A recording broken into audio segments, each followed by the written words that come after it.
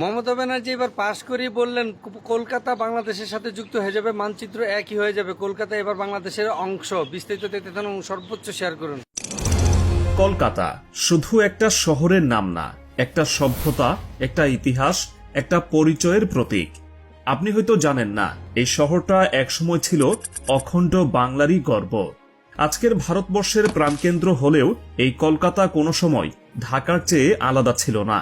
অথচ ইতিহাসের এক গভীর ষড়যন্ত্রে, রাজনৈতিক প্রতারণায় এবং ক্ষমতার দানবীয় খেলায় এই বাঙালি সংখ্যাগরিষ্ঠ শহরটি হাতছাড়া হয়ে যায় বাংলাদেশের। আজকের এই আয়োজনে আমরা জানব ঠিক কিভাবে ষড়যন্ত্রের জালে বন্দী হয়ে এই ঐতিহাসিক শহরটি আমাদের হাত থেকে ছিটকে যায়। ভারতের পূর্বাঞ্চলের প্রাণকেন্দ্র কলকাতা। এই শহরটির শুরুটা যেমন ঐতিহাসিক, তেমনি এর পতনটাও রহস্য ঘেরা। ব্রিটিশরা যখন উপমহাদেশ শাসন করত, তখন রাজধানী হিসেবে তারা বেছে নেয় এই কলকাতাকে। শুধু ভারত নয়, একসময় এটি ছিল পুরো ভারত, পাকিস্তান এবং বর্তমান বাংলাদেশের রাজধানীও। ব্রিটিশ শাসনের সুবাদে কলকাতা হয়ে ওঠে পুরো এশিয়ার ধনসম্পদে পরিপূর্ণ একটি শহর। 1800 শতকে কলকাতা ছিল ব্রিটিশ ইস্ট ইন্ডিয়া কোম্পানির বাণিজ্যিক কেন্দ্র, আর পরবর্তীতে হয়ে ওঠে প্রশাসনিক সদর দপ্তর। আপনি কি জানেন, এই শহর থেকে একসময় ব্রিটিশরা শাসন করত ঢাকা, দিল্লি, বোম্বে থেকে শুরু করে গোটা উপমহাদেশ। কলকাতা ছিল এতটাই গুরুত্বপূর্ণ যে ব্রিটিশ শাসনের গোড়ার দিকে তারা দিল্লিকে নয়, বরং কলকাতাকেই রাজধানী বানায়। অর্থনীতি, শিক্ষা, সংস্কৃতি সবকিছুর কেন্দ্র হয়ে উঠেছিল এই শহর। ব্রিটিশ আমলে কলকাতায় ছিল এশিয়ার সবচেয়ে ধনী নগরী। লন্ডনের পর ব্রিটিশ সাম্রাজ্যের দ্বিতীয় গুরুত্বপূর্ণ শহর বলা হতো একে। 1780 সালে কলকাতায় প্রথম চালু হয় ছাপাখানা, যার ফলে বাংলা সাহিত্য ও শিক্ষার এক নতুন দিগন্ত উন্মোচিত হয়। এই শহরে 1854 সালে চালু হয় বাংলাদেশের প্রথম রেল লাইন। 1895 সালে কলকাতাতেই প্রথমবার জ্বলে ওঠে বৈদ্যুতিক বাতি, পুরো এশিয়াতে যা প্রথম। এই বৈদ্যুতিক আলো যেন কেবল শহর নয়, একসময়ের অন্ধকার বাংলার আলোকবর্তিকা হয়ে দাঁড়ায়। কিন্তু ভাবুন তো, সেই শহরটি আজ আমাদের নয়। কিভাবে হলো এমনটা? 1905 সালে বাংলাকে দ্বিখণ্ডিত করার সিদ্ধান্ত নেয় ব্রিটিশরা। উদ্দেশ্য ছিল একটাই, বাঙালিদের মধ্যে বিভেদ সৃষ্টি করা।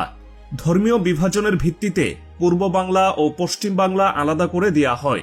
পূর্ব বাংলা মুসলিম সংখ্যাগরিষ্ঠ আর পশ্চিম বাংলা হিন্দু সংখ্যাগরিষ্ঠ। যদিও 1911 সালে এই বিভাজন বাতিল করা হয় প্রবল আন্দোলনের মুখে, কিন্তু তার প্রভাব পড়ে গভীরভাবে। এই বিভাজনের মধ্য দিয়েই জন্ম নেয় একটি বিপজ্জনক ভিত্তি, ধর্মীয় বিভাজনের রাজনীতি। ঠিক এই জায়গা থেকেই ষড়যন্ত্র শুরু হয়। মুসলিম সংখ্যাগরিষ্ঠ পূর্ব বাংলাকে কৌশলে বিচ্ছিন্ন করে দেয়া হয় প্রশাসনিক শক্তি থেকে, আর পশ্চিম বাংলা তথা কলকাতাকে রাখা হয় রাজনৈতিক ও বাণিজ্যিক কেন্দ্র হিসেবে। 1947 সালে যখন ভারত ভাগ হয়, তখন কলকাতা শহরটি ছিল মুসলিম অধ্যুষিত না হলেও তীব্র বাঙালি সংখ্যাগরিষ্ঠ। তবুও এটি যুক্ত করে দেয়া হয় ভারতের পশ্চিমবঙ্গে। কিন্তু কেন? এখানে আমাদের দেখতে হয় কে লাভবান হয়েছিল এই বিভাজনে। ইংরেজদের দীর্ঘমেয়াদী পরিকল্পনা ছিল এমন একটি অঞ্চলকে ভারতের অন্তর্ভুক্ত করে রাখা, যেখান থেকে তারা ভবিষ্যতেও বাণিজ্যিকভাবে লাভবান হতে পারবে। কলকাতা ছিল বন্দর নগরী, ছিল শিল্প শিক্ষার কেন্দ্র, আর তার চেয়েও বড় কথা, এটি ছিল ব্রিটিশদের গড়ে তোলা এক সাম্রাজ্যের ঘাঁটি। তাই তারা কোনোভাবেই এই অঞ্চল মুসলিম সংখ্যাগরিষ্ঠ পূর্ব বাংলার সঙ্গে রাখতে চায়নি। তথ্যসূত্র অনুযায়ী লর্ড মাউন্টব্যাটেন এবং ভারতীয় কংগ্রেস নেতৃত্ব কলকাতাকে ভারতে রাখার বিষয়ে একমত ছিলেন। কারণ যদি কলকাতা চলে যেত পূর্ব বাংলার অন্তর্ভুক্ত হয়ে, তাহলে ভারতের বাণিজ্যিক ও রাজনৈতিক ভারসাম্য ভয়াবহভাবে ক্ষতিগ্রস্ত হতো। আর এই সিদ্ধান্তে সবচেয়ে বড় ভূমিকা রাখে তখনকার কংগ্রেস নেতারা, বিশেষ করে জওহরলাল নেহেরু, যিনি পশ্চিমবঙ্গকে ভারতের বাঙালি মুখ হিসেবে প্রতিষ্ঠা করতে মরিয়া ছিলেন।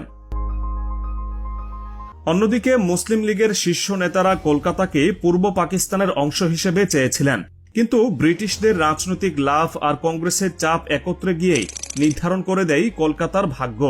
1947 সালের রেডক্লিফ লাইন তৈরি হয় মাত্র 42 দিনের মধ্যে। এতে দেখা যায় সীমান্ত নির্ধারণ করা হয়েছে রাজনৈতিক সুবিধা ও ক্ষমতা